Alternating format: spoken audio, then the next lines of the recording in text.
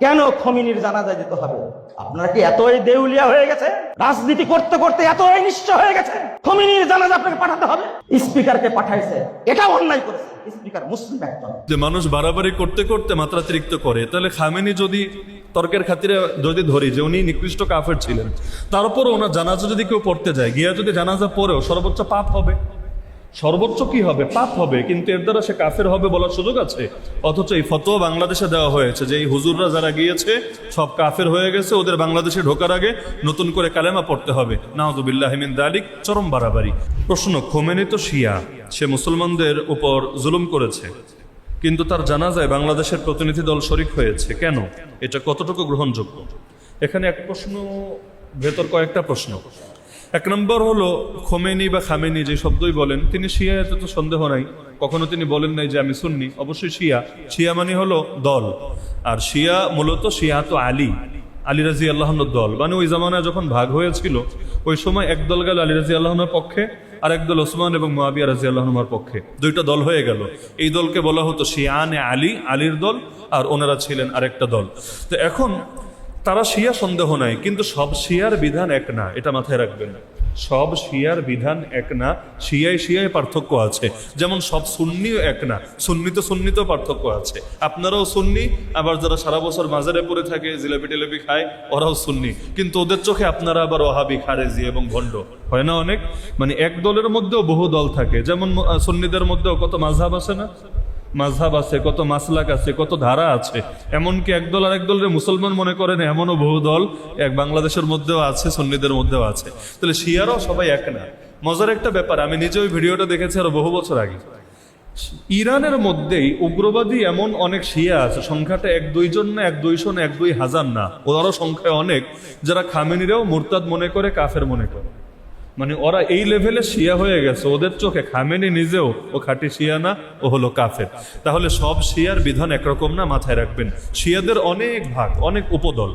কোন কোন উপদল নিকৃষ্ট কাফের, যাদেরকে মুসলমান মনে করার সুযোগই নেই।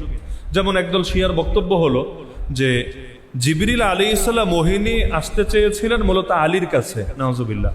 আল্লাহ তাকে আলীর কাছেই পাঠিয়েছিলেন, নবুয়ত দিয়ে, ওহী দিয়ে, কোরআন দিয়ে। কিন্তু আলী এবং মোহাম্মদ রাসূলুল্লাহ সাল্লাল্লাহু আলাইহি ওয়াসাল্লামের ফেজ যেহেতু কাছাকাছি ছিল, এবং বংশ একই বংশ, চাচাতো ভাই যেহেতু, তাহলে সুতরাং তিনি ভুল করে আলীর কাছে না গিয়ে মোহাম্মদের কাছে চলে গিয়েছেন, নাউযুবিল্লাহি মিন যালিক। এমনকি আলী রাদিয়াল্লাহু যুগেই, আমরা একদিন আলোচনাও করেছিলাম, ওনার যুগেই কিছু লোক ওনার মহব্বতে এত বাড়াবাড়ি করেছিল, তারা বলতো আলী নবী না, আলী খোদা। আলী খালি নবী না, আলী হলো ডাইরেক্ট খোদা। এমনকি আলী রাদিয়াল্লাহু নিজে ওদেরকে গ্রেফতার করিয়ে এনেছেন, আনার পরে বলেছেন, তোরা হয়তো এই কুফরি কথা ছাড়বি, না হলে আমি পোড়ায়া মারবো। ওরা বলল, আমরা আরো নিশ্চিত হলাম যে আপনি খোদা। আরে কিভাবে আরো নিশ্চিত হলি? কারণ আমরা হাদিস শুনেছি যে আগুন দিয়ে শাস্তি দেয় একমাত্র আগুনের রব। তো আপনি যেহেতু বললেন আগুনে পোড়ায়া মারবেন, তার মানে আপনি আগুনের রব, আপনি খোদা। আমরা আরো নিশ্চিত হয়ে গেলাম, আমাদের আর কোনো কনফিউশন বাকি নাই। অবশেষে তিনি আসলেই ওদেরকে শাস্তি দিয়েছেন, ফাহরাকাহুম বিনার। তাহলে এই বাড়াবাড়ি ওই জামানায়ও ছিল। তো শিয়াদের মধ্যে সব দল এক না। শিয়া মানে আলী রাদিয়াল্লাহুর পক্ষের দল। তো ওনার পক্ষ অবলম্বন করতে গিয়ে কেউ কেউ এই পরিমাণ বাড়াবাড়ি করেছে, যারা বাকি সব সাহাবীদেরকে গালি দিয়েছে। ইরানের এমন বহু দেয়ালও আছে যেখানে আয়েশা রাদিয়াল্লাহুর শানে গালি দেওয়া, আবু বকর, ওমর, ওসমানকে গালি দেওয়া, এবং তাদের বিশ্বাস নবীর পরে আবু বকর, ওমর, ওসমান এরা ছিল জালেম, এরা জোর করে ক্ষমতা দখল করে রেখেছে, ক্ষমতার একমাত্র হকদার ছিল আলী, এবং তারা জোরপূর্বক দখল করেছে। এজন্য ওদের ইমানের অংশই এটা। ওরা খুতবার মধ্যে, এই যে জুম্মায় খুতবা পড়লাম না আমরা খুতবায় দেখবেন অনেক সময় দোয়া করি নাম নিয়ে নিয়ে, আবু বকরের জন্য, ওমরের জন্য, ওসমানের জন্য, আলীর জন্য, আব্বাসের জন্য, হাসান হুসাইনের জন্য, ফাতিমার জন্য, রাদিয়াল্লাহু আনহুম আজমাইন, আলাদা নাম নিয়ে দোয়া করি। ওদের কেউ কেউ খুতবার মধ্যে নাম নিয়ে নিয়ে বদদোয়া দেয়, আল্লাহ তোমার লানত বর্ষণ করো আবু বকরের উপর, আল্লাহ তোমার গজব বর্ষণ করো ওমরের উপর। এটা ওদের ইমানের অংশ হয়ে গিয়েছে। এবং আম্মাজান আয়েশা রাদিয়াল্লাহুকে নিয়ে এমন নিকৃষ্ট গালি দেয়, এমন নিকৃষ্ট গালি, তিনি তো মুমিনদের মা। আপনিও যদি এটা শোনেন, হয়তো আরে মেরেই ফেলবেন, আপনি সহ্য করতে পারবেন না, এই পরিমাণ নিকৃষ্ট গালি দেয়। তাহলে এইরকম শিয়ার বিধান, আর আরেকজন সাধারণ শিয়া যে এইরকম সাহাবীদের গালিগালাজ করে না, বরঞ্চ সিরেফ আলী রাদিয়াল্লাহুকে একটু বেশি মহব্বত করে, এবং তার ধারণা ওই জঙ্গে জামাল, জঙ্গে সিফিন, এগুলোতে আলী রাদিয়াল্লাহু সঠিক ছিলেন, ওনার উপর একটু জুলুম হয়েছে, ইত্যাদি ইত্যাদি। দুই দলের এক পাল্লায় মাপার সুযোগ আছে? সুতরাং এখন বাকি থাকলো খামেনির বিষয়। খামেনির যত লেখা আমি পড়েছি, খামেনি তো দুইজন, এক হলো আগে ছিলেন রুহুল্লাহ খামেনি, আর একজন হলো সর্বশেষ শহীদ হলেন আয়াতুল্লাহ আলী খামেনি। তো তার যত বই অন্তত আমার নজরে এসেছে, আমি কোনো জায়গায় এমন পাই নাই যেখানে ডাইরেক্ট কুফরি বাক্য আমার নজরে পড়েছে, থাকতে পারে, আমি পাই নাই। তো যেই জিনিস আমি পাই নাই সেই জিনিস নিশ্চিতভাবে দাবি করার সুযোগ নেই। কোনো ব্যক্তি বিশেষকে যখন আপনি কাফের বলবেন তখন কিন্তু সুনির্দিষ্ট দলিল লাগবে। আন্দাজের উপর ব্যক্তিরে কাফের বলা যায় না। কোনো ব্যক্তির উপর হুকুম দিতে চাইলে এক হলো আম হুকুম। আম হুকুম মানে কি? যারা নামাজ তরক করবে তারা পাপী, আম কথা। এমনকি কোন কোন ইমামের মত আছে যারা নামাজ ইচ্ছাকৃত ছাড়বে ওরা কাফের, আম কথা।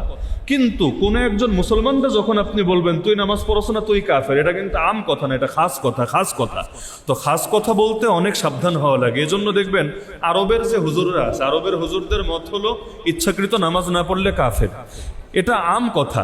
কিন্তু ওনারা সুনির্দিষ্টভাবে, আমি আমার জীবনে শুনি নাই যে সুনির্দিষ্টভাবে কাউরে বলেছে এ কাফের হয়ে গেছে। কেন? কারণ সে নামাজ পড়ে না। তার মানে মূলনীতির জায়গায় মূলনীতি, কিন্তু ব্যক্তির উপর প্রয়োগ করার ক্ষেত্রে সতর্কতা অবলম্বন করেন। তাহলে আপনি যদি বলেন যে খামেনি একজন নিকৃষ্ট কাফের ছিল, তাহলে সেই ক্ষেত্রে ওনার বক্তব্য থেকে, ওনার লেখা থেকে, অথবা ওনার যে কোনো, ওনার সঙ্গে ডাইরেক্ট সম্পৃক্ত যে কোনো বিষয় থেকে সুনির্দিষ্ট প্রমাণ দিতে হবে যেখানে কোনো ব্যাখ্যা চলবে না। এমন কুফরি কথা, এমন কুফরি আকিদা যেখানে কোনো ব্যাখ্যার সুযোগ নাই, তাহলে নিঃসন্দেহে আপনি বলতে পারেন খামেনি কাফের ছিল। না হলে ঢালাওভাবে শিয়াদের বিধান আর সুনির্দিষ্টভাবে কোনো একজনকে কাফের বলার বিধান কিন্তু এক না। এজন্য শিয়াদের সবার বিধানকে একপাশে রাখেন, কিন্তু খামেনিরা ডাইরেক্ট কাফের বলতে চাইলে দলিল দেন। হ্যাঁ, দলিল দিতে সমস্যা নেই, আমি কোনো হুকুম লাগাচ্ছি না। আমি এটাও বলছি না তিনি কাফের ছিলেন, আমি এটাও বলছি না তিনি খাঁটি পাক্কা মুসলমান এবং সাহাবীদের মতো ছিলেন, কোনোটাই আমি বলছি না। কিন্তু আমি বলছি তাকে যদি কাফের দাবি করতে হয়, কারণ কাফের ছাড়া সবার জানাজা পড়া যায় না। পাপী মানুষের জানাজা পড়া যায় না, বেনামাজি জানাজা পড়েন না। আবার যারা বিভিন্ন রকম পাপ টাপ করে যে জানাজা পড়েন না, পড়েন তো, সারা বছরই তো পড়েন। আপনারা যাদের জানাজা পড়েন কয়জন পীর সাহেব, কয়জন আল্লাহর ওলি, কয়জন নামাজি, কয়জন বুজুর্গ? বেশিরভাগই পাপী। তাহলে পাপীর হুকুম আলাদা, কাফের হুকুম আলাদা। কথা বুঝছেন? যদি কাফের হয় তার জানাজা পড়া জায়েজ নেই। কিন্তু যদি মুসলমান হয়, তিনি যত দল হোক, যত পাপ হোক, যত যা কিছু হোক, তার জানাজা কিন্তু অবশ্যই পড়া যায়। তাহলে এই প্রশ্ন থেকে বোঝা যাচ্ছে যে তাকে কাফের মনে করা হচ্ছে। এই প্রসঙ্গে আমি বললাম যে যে নিজেরে মুসলমান দাবি করে তারে যদি কাফের বলতে চান, সুনির্দিষ্ট অকাট্য দলিল দিতে হবে। আন্দাজের উপর বলার কোনো সুযোগ নাই যে শুনেছি সে শিয়া তাই সে কাফের। না রে ভাই, এত সহজ করে ব্যাখ্যা করার কোনো সুযোগ নাই, আল্লাহ মাফ করুক।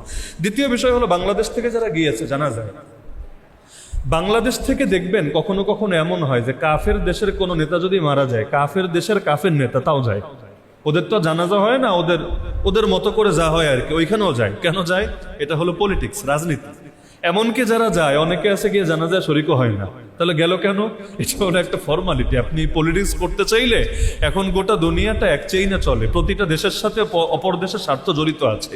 তাহলে আপনি যখন আরেকজনের থেকে সুবিধা পেতে চাইবেন, তখন তার বিপদে আপদে আপনার পাশে থাকা লাগবে, এটাই স্বাভাবিক নীতি। তাহলে বাংলাদেশ থেকে স্পিকার গিয়েছে জানাজায়, বিরোধী দলীয় কয়েকজন গিয়েছেন জানাজায়, আমিরে জামাত যায় নাই, বাকি ওনার দলের কয়েকজন গিয়েছে জানাজায়। এমনকি কওমি একজন আলেমও গিয়েছেন জানাজায়, যিনি সংসদ সদস্য গিয়েছেন।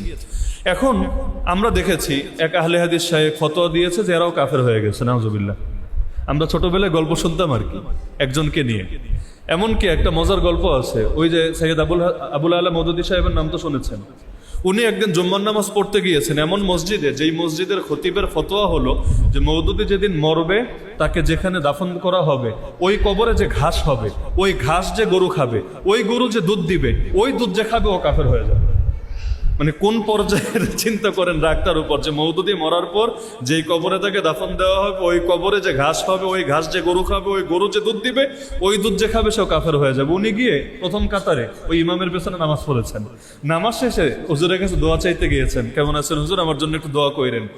ওই খতিব সাহেব লজ্জিত হয়ে বললেন, ইন্না লিল্লাহ, আমি আপনার উপর এত বড় কথা বলেছি আর আপনি আমার কাছে এসেছেন দোয়া চাইতে, আমার কাছে এসেছেন নামাজ পড়তে। আমি আল্লাহর কাছেও তওবা করলাম, আপনার কাছেও মাফ চাইলাম, আমি কখনোই আপনার ব্যাপারে এরকম কথা আর বলবো না। তাহলে অনেক সময় এমন হয় যে মানুষ বাড়াবাড়ি করতে করতে মাত্রাতিরিক্ত করে। তাহলে খামেনি যদি তর্কের খাতিরে যদি ধরি যে উনি নিকৃষ্ট কাফের ছিলেন, তারপর ওনার জানাজা যদি কেউ পড়তে যায়, গিয়া যদি জানাজা পড়েও সর্বোচ্চ পাপ হবে, সর্বোচ্চ কি হবে? পাপ হবে, কিন্তু এর দ্বারা সে কাফের হবে বলার সুযোগ আছে? অথচ এই ফতোয়া বাংলাদেশে দেওয়া হয়েছে যে এই হুজুররা যারা গিয়েছে সব কাফের হয়ে গেছে, ওদের বাংলাদেশে ঢোকার আগে নতুন করে কালেমা পড়তে হবে। নাউযুবিল্লাহি মিন যালিক, চরম বাড়াবাড়ি। হ্যাঁ, এখন বাকি থাকলো জানাজা পড়ার বিধান কি? এটা আমি আগেই ক্লিয়ার করেছি। ব্যক্তির বিধান যা, জানাজা পড়ার বিধানও তা। ব্যক্তি যদি কাফের হয় তার জানাজা নাজায়েজ, আর ব্যক্তি যদি কাফের না হয় কিন্তু আহলে সুন্নাত ওয়াল জামাত থেকে খারেজও হয়, তবুও তার জানাজা পড়া শর্ত সাপেক্ষে জায়েজ আছে। সবগুলোকে গুলায় ফেলা উচিত না। আর বাকি থাকলো তিনি মুসলমানদের উপর জুলুম করেছেন। হ্যাঁ, এটা অবশ্য মানতে হবে।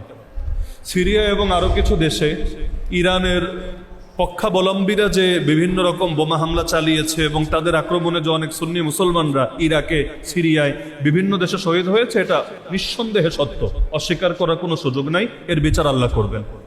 দুনিয়াতে আমাদের কাছে কোনো বিচার করার সুযোগ নেই। মালিক ইয়াউমিদ্দিন, তারা যদি জুলুম করে থাকেন প্রতিটা জুলুমের বিচার আল্লাহ রাব্বুল আলামিন করবেন। কাফেরের উপরও জুলুম করা যায় না, মাথায় রাখেন।